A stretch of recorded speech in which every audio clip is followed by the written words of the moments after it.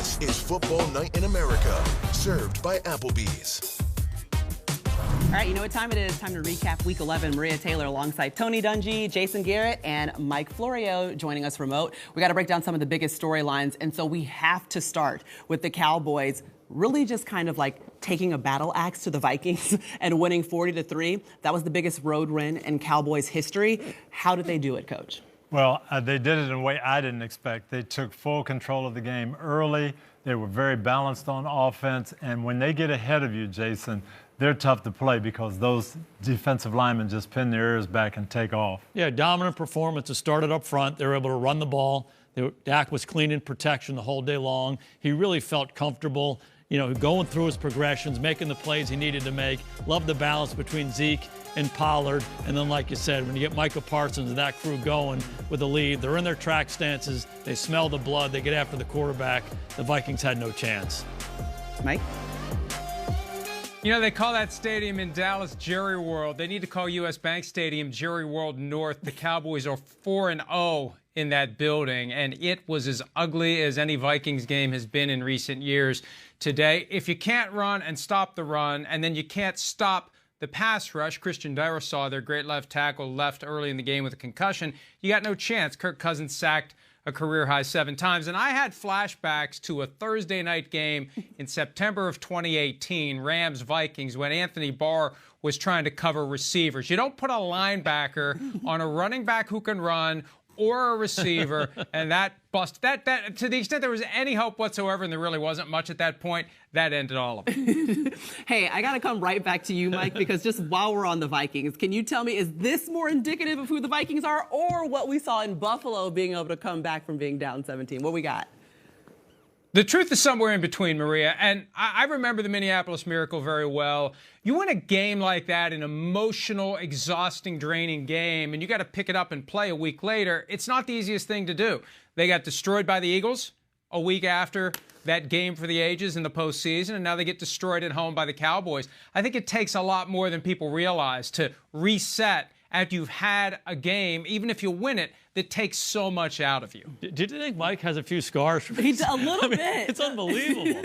50 years. Hey, Jason, 50 years of scars, baby. It's aggressive. They got destroyed and destroyed. But you make a good point, though. You go back to that Buffalo game, and if you just watch the first 2.5 quarters, you'd almost say the same thing. Gosh, where are the Vikings? And it doesn't look like it. They had a nice about 18 minutes against Buffalo. But other than that, the rest of it has not been pretty right now. But we've been banging the drum. I've been banging the drum about this idea of belief. They get behind, but they believe. They come back. They look each other in the eye. They're calm. They're poised. That didn't really matter today. The Cowboys were dominant. They believed they wanted to go home, and they did, and that's okay. Let's talk about what New England was able to do. They've now won 14 straight games against the Jets. That's 7 series sweeps. They pulled off another one yet again today, Coach, and you said it was behind defense, special teams, just slogging it out. Yeah, New England knows who they are, and they're going to win the way they win. They're not going to beat themselves. They're not going to make major mistakes. They're going to put a lot of pressure on you with that great pass rush, and they're going to wait for you to kind of self-destruct, and that's what they did today. The Jets had 6 first downs and 100 yards of offense. Yeah. Okay, but it was in the whole game. Yeah, in the whole game. It was 3-3 with under a minute to go in the ball game. So New England's been outstanding on defense and in the kicking game. I do think they need to score some more points on offense down the stretch here if they want to stay in. 2 total yards in the second half. You can't make that up. Yeah. More punts than pass completions. And then Zach Wilson at the end, he said, do you feel bad that, you're letting it go for your defense? No, not really. Not really. Mike, what was your takeaway? Well, this is the kind of thing that can tear a team apart. Robert Saleh, the head coach, is going to have to summon all of his abilities to get everyone on the same page. Garrett Wilson, the rookie receiver, was going off in the locker room after the game about the fact that some guys just aren't doing what needs to be done. And when Zach Wilson just flat out refuses to take responsibility for a day like today, even if you don't believe it's your responsibility, there are certain times where you have to say it's your responsibility. How could he not say it's partially his responsibility at a minimum after what happened today? But that Jets defense is great, but doesn't matter if your offense can only score 3 points and hardly gain any yards. Well, New England defense does that to quarterbacks, a lot of quarterbacks, young quarterbacks especially. Somehow you've got to find a way to get this game into overtime and make one play and win it. But I think the Jets are going to be okay. I really do. Yeah, there's been so much good for them up to this point. It was a tough day for them. They're certainly more defensive-oriented, how they've built that team and how they're playing all year long. The offense has to do more, and I do agree with Mike. When you're the quarterback of the team, you're the leader. You got to stand up and take the bullet regardless of what the circumstance is. Mm-hmm. The AFC East, a bear right now. All teams at least have a winning record. Miami's at the top at 7-3. The Jets, if they would have won, they could have been up there at the top. But it's just going to be interesting to see how it ends in the postseason. Let's go back to the Bills. They're getting a win after falling to the Vikings. What is our biggest takeaway from Buffalo? Well, I was excited to see them get Josh Allen under center and hand the ball off a few times. Hadn't scored a touchdown in the second half of their last couple of games.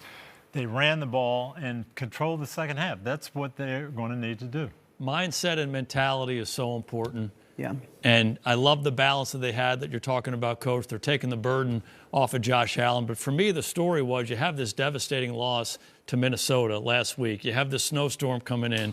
Oh, by the way, we're going to play the game in Detroit. They just seem to process all of that well. A little bit of a slow start, but once they got going, they played the game they needed to play to win the game. And now 4 days later, they're going to be back at it in Detroit. So an important stretch for them. They responded well today. And Mike, correct me if I'm wrong. Do they only have one practice this week? Or I know you talked to some of the players. Just what did it look like for them and still being able to walk away with the win against the Browns?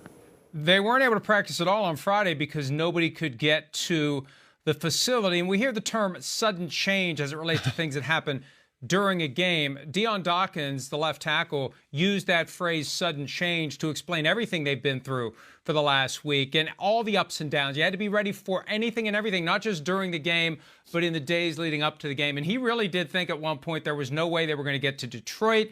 He had to walk through 3 blocks of 6 feet of snow just to get to the car that took him to the team facility. And they blocked it all out when they got to Detroit. He said that's when things started to feel normal. And they're happy to be going back to Detroit because it's the same routine, same hotel. They chose to use the visiting sideline, locker room, and coach's booth today, so it will be the same on Thursday. He said it's going to feel like another home game because we're doing exactly what we just did all over again when they go back to play the Lions on Thursday.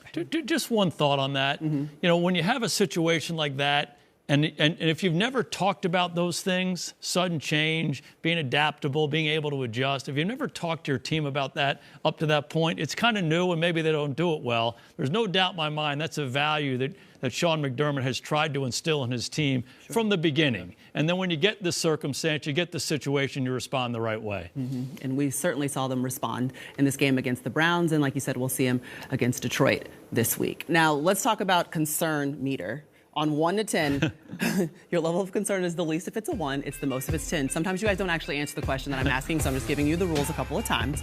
The Eagles' offensive struggles for the second straight game, how much concern do you have for it, Coach? I'm a 1. I don't concern myself with that.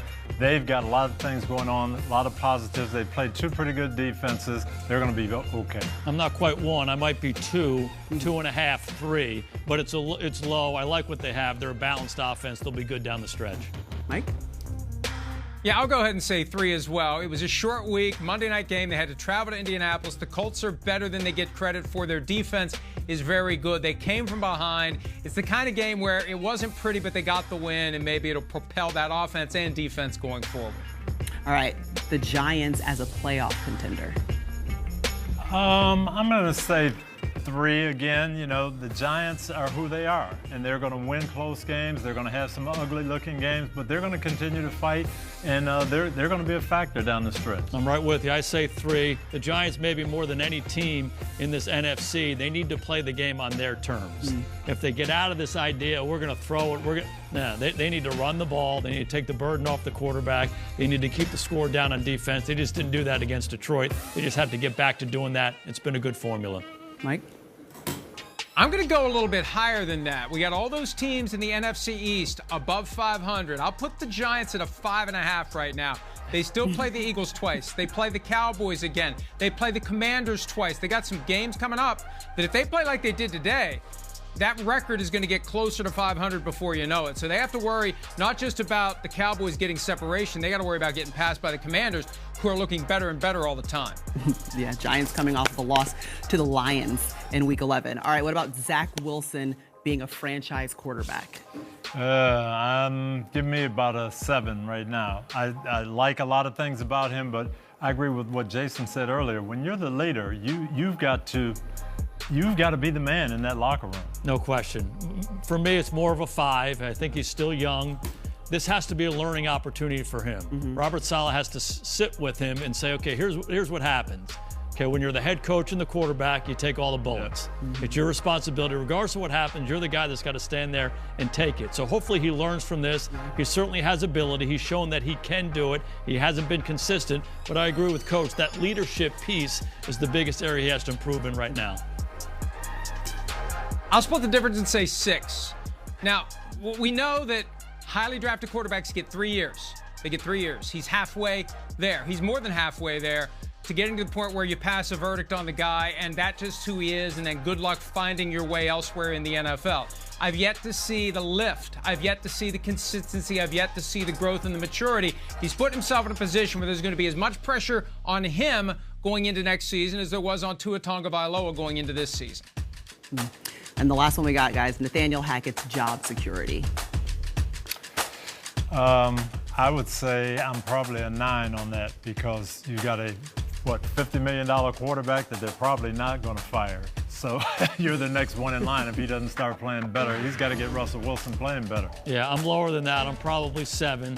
I think George Payton wants to give him an opportunity. There's some good there that he wants to build around. But, it's 2022. It's the NFL. There's a lot of scrutiny. There's a lot of noise out there. Russell Wilson ain't going anywhere. They have to win. They have to finish the right way here, or there are going to be some issues in Denver. I'm going to say 10. Look, there's new owners. There's new owners. We got to be as real as we can about this. The Walmart moguls who bought this team did not hire Nathaniel Hackett, and they can buy out the balance of his contract in the blink of an eye with the money that they are constantly making, especially during the holiday season. So they'll be fine financially, and they'll move on. And that's just the way it is. That's the way it is. He's not their guy. And he's had his chances so far this season to show that he's capable of doing the job. And, there are sometimes coordinators who become coaches, and like our 2 coaches got it done. Some coordinators get that job, and that's one step beyond where they should have been. And it manifests itself pretty quickly, and it has with Nathaniel Hackett. I want to play this game with Mike Florio all the time. 10. It's a 10. I'm concerned. It's a 10. He's got good phrasing, doesn't he? I'm a 5-5 there. I'll split the difference here. He's pretty good. It's always impressive. That is our Week 11 recap. You guys are going to have a great call of a Thanksgiving Day game. Enjoy it. I will enjoy turkey while watching you, and so will Florio. And then we'll see you here on Sunday for Football Night in America at 7 Eastern, and another recap coming your way after Week 12. Thanks for joining us.